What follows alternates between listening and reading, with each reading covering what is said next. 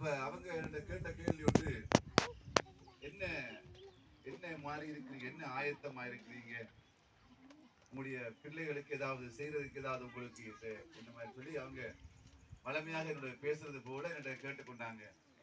அப்ப நான் மனசுக்கு நினைச்சு கொண்டேன், எல்லாரும் கேட்கிறாங்க, இதைத்தான் கேட்கிறாங்க, இவங்களும் அதை அப்படித்தான் கேட்கிறாங்க, கேட்டு போட்டு அவங்களும் அதை விட்டுருவாங்க மறந்துடுவாங்க நினைச்சிட்டு நான் எனக்கு ஒரு ஆள் சொல்லிச்சு நான் தருவேன் 25 பிள்ளைகளுக்கு கேட்டுருந்தேன்.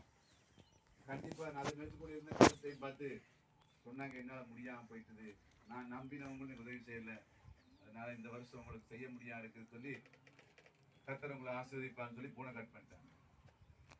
அந்த டைம்ல தான் அருமையான சகோதரி என்னுடைய ஊழியத்தை செய்து தனிச்சியாக எந்த உதவியும் இல்லாம அவங்க எல்லா விஷயத்தையும் என்னோட பகிர்ந்து கொள்வாங்க.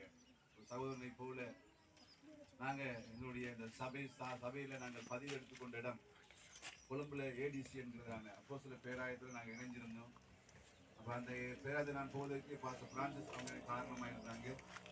அப்ப அவங்களும் நான் அந்த பெற்ற நன்மையை மற்றவங்களும் பெற வேண்டும் சொல்லி எனக்கு தெரிந்தவங்களை எல்லாரையும் நான் அறிமுகப்படுத்தினேன். அந்த பேராயத்தில் நான் இணைந்து கொண்டோம். பதிவுகளை எடுத்த போது அதுல அருமையான சிஸ்டர் தர்ஷினி அவங்க அதுல இருந்தாங்க. அப்ப நான் அவங்களோட சில காரியங்களை பேசி கொண்ட போது உண்மையாகவே வெளிப்படையாக எதை இருந்தாலும் வெளிப்படையாக என்னோட பேசுவாங்க. ஆண்டவர் அவங்களுடைய வாழ்க்கையில செய்த நன்மைகளை கூட பகிர்ந்து கொள்வாங்க.